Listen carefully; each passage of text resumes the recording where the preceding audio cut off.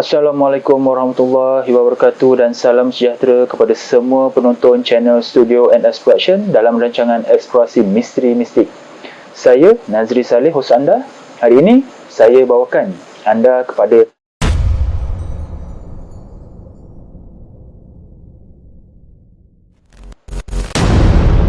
sumber maklumat yang kami perolehi dari kaedah ilmu kebatinan secara Islam, iaitu Al-Haq. Jika anda tidak suka dari sumber tersebut, sila berhenti menonton video dari channel ini.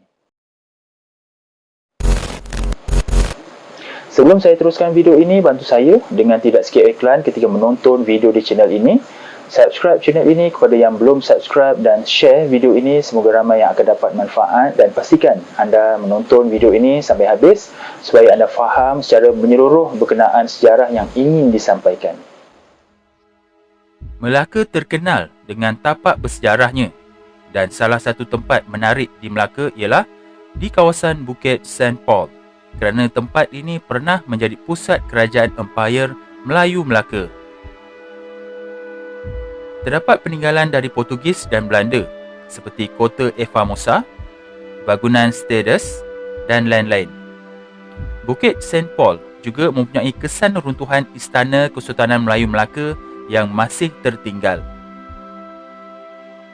Istana Kesultanan Melayu Melaka dibina di Bukit St. Paul atau dahulunya dikenali sebagai Bukit Melaka. Dipercayai istana di zaman Sultan Mansur Shah yang merupakan sebuah istana yang indah seperti yang digambarkan oleh Tun Sri Lanang dalam sejarah Melayu. Mengikut sejarah Melayu, Istana Kesultanan Melayu Melaka mempunyai 17 ruang yang panjang, setiap satu sepanjang 87.5 meter dan 40 pintu.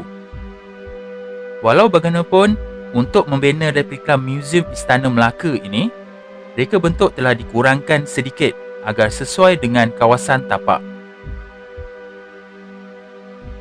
Hujung setiap bumbung dibina melentik sedikit ke atas, menyamai reka bentuk rumah Minangkabau.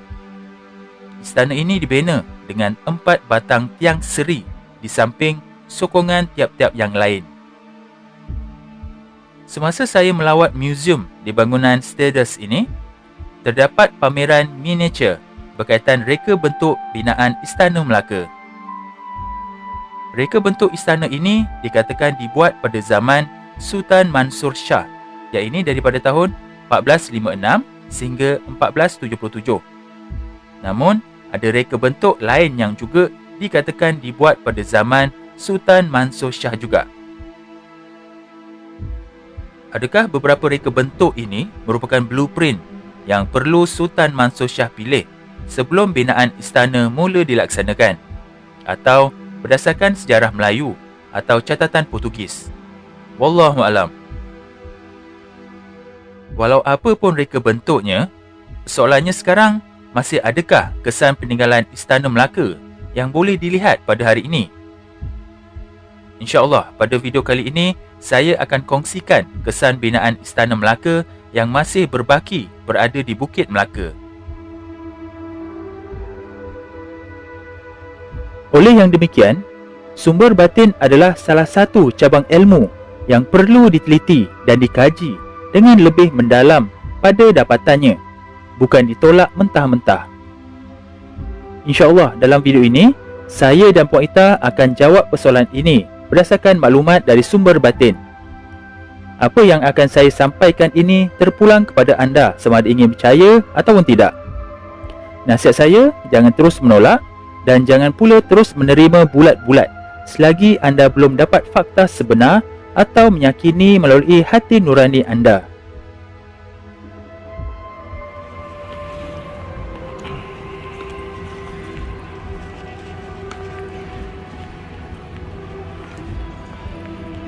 Ni kan? Ni ke? Yang batu-batu tu? Yang batu yang ni ke? Yang ni dia punya tembok dia gitu yang besar ni. Dia dah tembus. Ni perigi lah ni. Bekas perigi. Ni istana punya ke Formosa? Yang ni. Yang ni istana punya. Istanunya. Untuk pengetahuan semua, kesan longgokan batu ini merupakan kesan peninggalan perigi lama Istana Melaka. Dipercayai, perigi ini merupakan antara sumber utama air bersih di istana untuk pelbagai keperluan. Longgokan batu ini dipercayai salah satu kaedah untuk menutup dan kambus perigi tersebut supaya tidak digunakan lagi.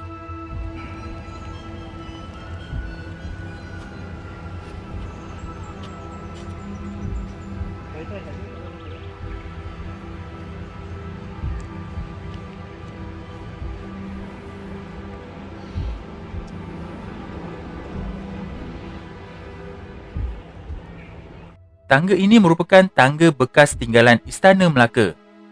Dipercayai, struktur dan kedudukan batu ini tidak diganggu sejak zaman Kesultanan Melayu Melaka lagi.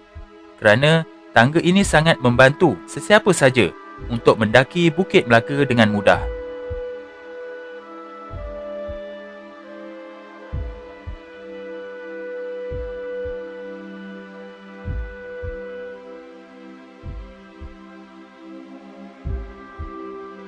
Batu yang digunakan untuk membina gereja St. Paul ini juga merupakan batu dari binaan Istana Melaka itu sendiri yang telah dirobohkan oleh pihak Portugis untuk membina gereja ini. Selain itu, batu yang diletakkan patung putih ini juga merupakan struktur batu asal Istana Melaka. Lihatlah betapa kuat dan kukuhnya batu Istana Melaka ini yang masih kukuh berdiri sehingga kini. Asalnya. Menara Tinda.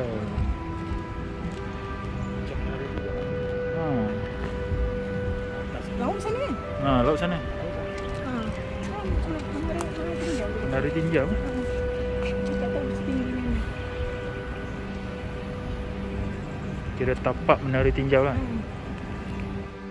Bahagian ini dipercayai bekas tapak menara tinjau berdekatan Istana Melaka. Menara tinjau ini sangat membantu pengawal istana memerhati pergerakan keluar masuk kapal dan ancaman musuh terutama dari arah laut.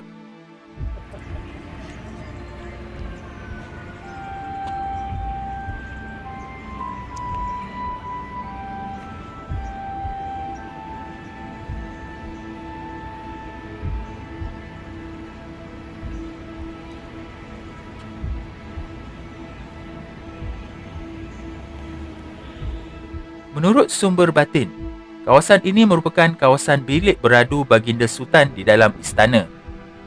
Ada kemungkinan tinggalan batu yang pecah ini sebahagian daripada binaan Istana Melaka satu ketika dulu. Kawasan ini berdekatan dengan makam Sultan Mansur Shah Melaka seperti yang pernah saya paparkan video sebelum ini. Kawasan lapang ini pula sebenarnya adalah bekas tapak dapur Istana Melaka. Kawasan lapang ini berdekatan di antara Gerbang Eva Musa dan Istana Muzium Melaka.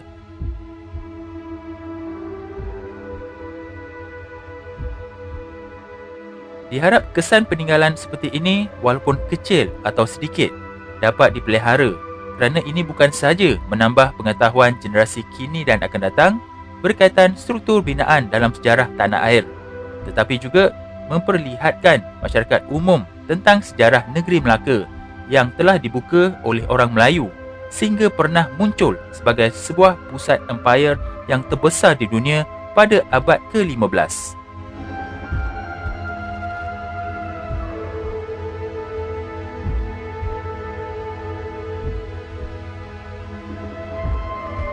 Jadi itu saja video untuk kali ini, diharap dapat memberikan sedikit pendedahan kepada generasi kini dan akan datang, juga memberikan sedikit maklumat kepada pengkaji dan peminat sejarah supaya dapat merungkaikan lagi sejarah ini.